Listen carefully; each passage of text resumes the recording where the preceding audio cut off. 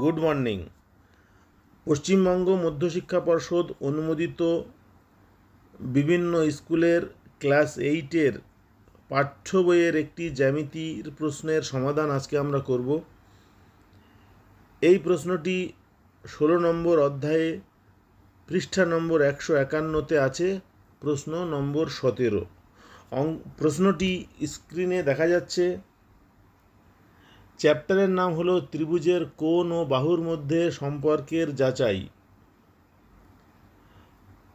ত্রিভুজ XYZ এর কোণ XYZ 90 ডিগ্রি এবং XY equal to half of XZ প্রমাণ করো কোণ YXZ ইকুয়াল টু 60 ডিগ্রি। এই প্রশ্নটির প্রমাণ নিয়ে অনেকের মধ্যে দ্বিধা আছে। আমি কয়েকজনের সঙ্গে কথা বলেছি, তাদের অনেকেই বলেছে যে প্রশ্নটি ভুল আছে। প্রশ্নটি ভুল নয়, প্রশ্নটি একেবারে সঠিক। এই প্রশ্নের সমাধান অনেকেই হয়তো পারে না। যে কোনো বইয়ে কিছু কিছু প্রশ্ন থাকে একটু যারা উচ্চ মেধার তাদের জন্য, সেই জন্য এই অঙ্কটি সেই উচ্চ মেধার ছেলেমেয়েদের জন্য বিশেষ করে।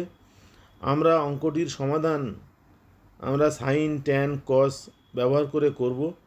যদিও এটি ক্লাস 8-এর সিলেবাসে নেই, সাইন, ট্যান ইত্যাদির ধারণা আছে ক্লাস 10-এ। আমরা প্রথমে সাইন, ট্যান দিয়ে করব, তারপরে আমরা অন্য কোনো মেথডে অঙ্কটি করা যায় কি না চেষ্টা করে দেখব। তাহলে অঙ্কটি সমাধান করি। আমরা খাতাতে অঙ্কটি করব। প্রশ্নে বলা আছে XYZ একটি সমকোণী ত্রিভুজ যার কোণ Y 90 ডিগ্রি। আমরা হাতে ছবি আঁকি।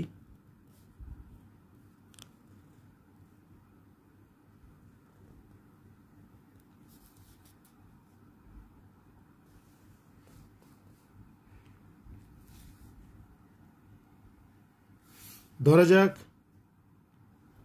এই কোণটি Y, এটি X, এটি Z এবং এই কোণ 90 ডিগ্রি। এটা বলা আছে। আর বলা আছে XY এই বাহুর দৈর্ঘ্য equal to half of XZ। আমাদেরকে প্রমাণ করতে হবে কোণ YXZ ইকুয়াল টু 60 ডিগ্রি। আমরা জানি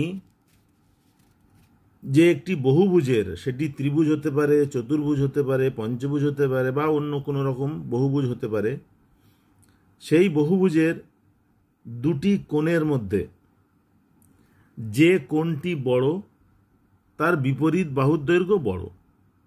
দুটি কোণের মধ্যে যদি তুলনা করি, একটি ছোট একটি বড়, তাহলে যে কোণটি বড় তার বিপরীত বাহু বড়। আমরা যে জায়গায় বেশিরভাগ ক্ষেত্রে ভুল করি সেটি হচ্ছে দুটি কোণের মধ্যে, ধরা যাক আগের কোণটি ছিল 30 ডিগ্রি, তার বিপরীত বাহু 10 সেমি। এবার পরের কোণটি যদি তার ডবল হয়,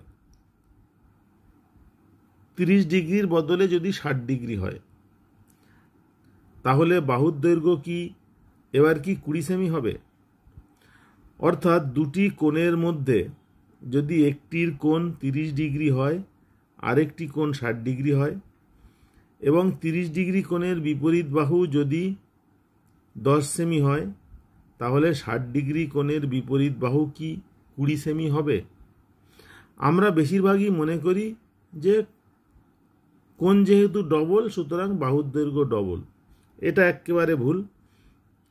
এই জ্যামিতি থেকে আমরা সেটি প্রমাণ করব যে দুটি কোণের মধ্যে একটি কোণ অন্যটির ডবল হলে বাহুর দৈর্ঘ্য সেইভাবে ডবল বা হাফ হবে না। 17 দাগের যে অঙ্কটি আমরা করছি, এখানে লেখা আছে খানিকটা XYZ এই কোণটি 90 ডিগ্রি এবং XY বাহুর দৈর্ঘ্য XZ বাহুর দৈর্ঘ্যের অর্ধেক। আমরা ধরি XY এই বাহুর দৈর্ঘ্য হচ্ছে X। যেহেতু এক্স জেড তার বাহুর দৈর্ঘ্যের অর্ধেক হচ্ছে এক্স ওয়াই, সুতরাং এক্স জেডের মান হবে 2x। এখানে এক্স এক্সে গন্ডগোল হয়ে যেতে পারে, সেই জন্য এক্সটাকে পাল্টে আমি এম করি। এক্স ওয়াইয়ের মান যদি এম হয় তাহলে এক্স জেডের মান হচ্ছে 2m, সেন্টিমিটার হলে সেন্টিমিটার ইত্যাদি। এটা আমরা ধরে নিলাম। এখন আমরা পিথাগোরাসের উপপাদ্য এখানে ব্যবহার করব, প্রয়োগ করব।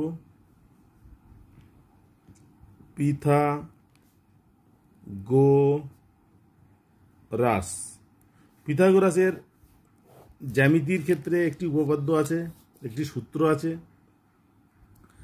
সেই সূত্রে বলা আছে লম্ব স্কোয়ার একটা ত্রিভুজের ক্ষেত্রে, যদি সেটা সমকোণী ত্রিভুজ হয় তাহলে তো খুবই ভালো, লম্ব স্কোয়ার যোগ ভূমি স্কোয়ার সমান অতিভুজ স্কোয়ার।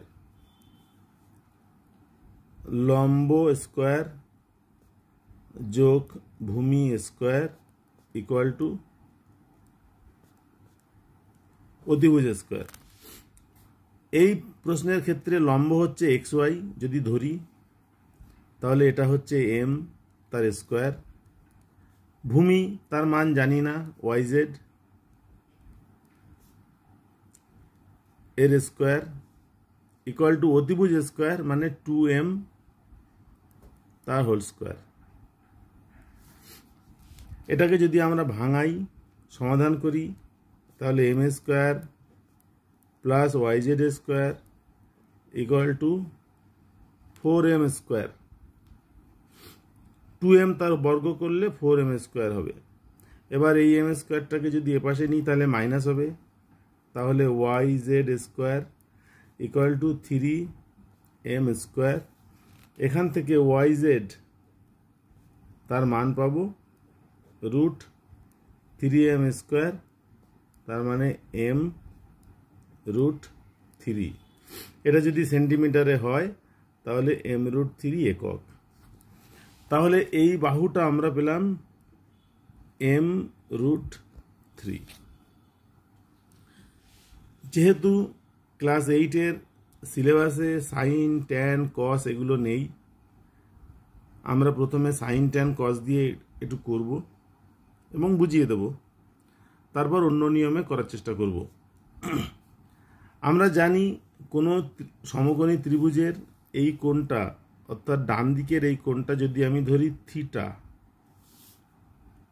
তাহলে লম্ব বাই ভূমি সমান হচ্ছে ট্যান থিটা।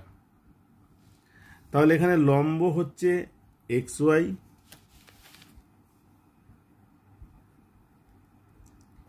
আর ভূমি হচ্ছে ওয়াই জেড। তাহলে X Y by Y Z equal to হলো এক্স ওয়াইয়ের মান এম আর ওয়াই জেডের মান বেরিয়েছে m√3। এখানে m কাটাকুটি করা যায়, উভয় পক্ষকে m দিয়ে যদি ভাগ করি তাহলে এখানে হবে 1√3। এটা হচ্ছে ট্যান। লম্ব বাই ভূমি হচ্ছে ট্যান, তাহলে এটা হচ্ছে ট্যান থিটা। যেহেতু ডান দিকের কোণটা আমরা ধরেছি সূক্ষ্ম কোণটা থিটা, তাহলে ট্যান থিটা ইকুয়াল টু হচ্ছে 1/√3। আমরা যদি টেবিল দেখি তাহলে ট্যান কত ডিগ্রির মান 1/√3, ট্যান 30 না ট্যান 45 না ট্যান 60 এরকম মান আছে টেবিলে। সেই টেবিল থেকে দেখা যাবে যে 1/√3 হচ্ছে ট্যান 30 ডিগ্রির মান। তাহলে ডান দিকের এই যে কোণটা, এই কোণটা হচ্ছে 30 ডিগ্রি। তাহলে এটা যদি 30 ডিগ্রি হয়, ত্রিভুজের তিনটে কোণের সমষ্টি 180 ডিগ্রি, তাহলে এই কোণটা হবে 60 ডিগ্রি। আমাদেরকে জানতে চেয়েছিল কোণ ওয়াই এক্স জেড সমান 60 ডিগ্রি, এটা প্রমাণ করতে হবে, আমরা প্রমাণ করলাম। এটা হচ্ছে সাইন ট্যান ব্যবহার করে করলাম অঙ্কটি। এবার যদি সাইন ট্যান ব্যবহার না করি তাহলে কিভাবে অঙ্কটি করব? এই অঙ্কটি করার জন্য আমাদের একটি বিশেষ সূত্র আছে, যদিও এই সূত্রটির কথা বইয়ের কোথাও নেই। ক্লাস 8-এর পশ্চিমবঙ্গ মধ্যশিক্ষা পর্ষদের অনুমোদিত স্কুলগুলিতে যে সরকারি অঙ্ক বই দেওয়া হয় তার মধ্যে কোথাও নেই। সেই জন্য আমি বলছি, ছাত্রছাত্রীরা এটি মনে রাখবে। সেটা বলা আছে সূত্রটিতে, যদি কোনো সমকোণী ত্রিভুজের 3টি কোণ 30 ডিগ্রি, 60 ডিগ্রি, 90 ডিগ্রি এইভাবে থাকে, একটি কোণ 30 ডিগ্রি, একটি কোণ 60 ডিগ্রি, একটি কোণ 90 ডিগ্রি, তাহলে এই কোণের বিপরীত বাহুগুলির অনুপাত হবে 1√3/2। এই অনুপাতে বাহুগুলি থাকবে। কোণগুলি যদি 30 ডিগ্রি, 60 ডিগ্রি, 90 ডিগ্রি অনুপাতে থাকে, তাহলে বাহুগুলির দৈর্ঘ্য 1:√3:2 এইভাবে থাকবে। সুতরাং এখান থেকে যদি আমি দেখি m:(m√3:2m), m:(m√3:2m), যদি সব পক্ষকে m দিয়ে ভাগ করি তাহলে এটা হবে 1:√3:2। যে অনুপাতের কথা আমরা বললাম, এই অনুপাতে তখনই বাহুগুলি থাকবে যখন কোণগুলি থাকবে 30:60:90। তাহলে এখানে 90 ডিগ্রি কোণ পেয়েছি, একটি ছোট একটি বড়। তাহলে ছোট কোণটি অবশ্যই 30 ডিগ্রি হবে আর বড় কোণটি অবশ্যই 60 ডিগ্রি হবে। ছাত্রছাত্রীরা প্রশ্নটি বুঝতে পারলে নিজের মতন করে সমাধান করবে। আজকের এই অঙ্ক ক্লাসটি এখানেই শেষ করছি। পরের কোনো অঙ্ক ক্লাসে আমরা আবার অন্য কোনো প্রশ্ন নিয়ে আলোচনা করব।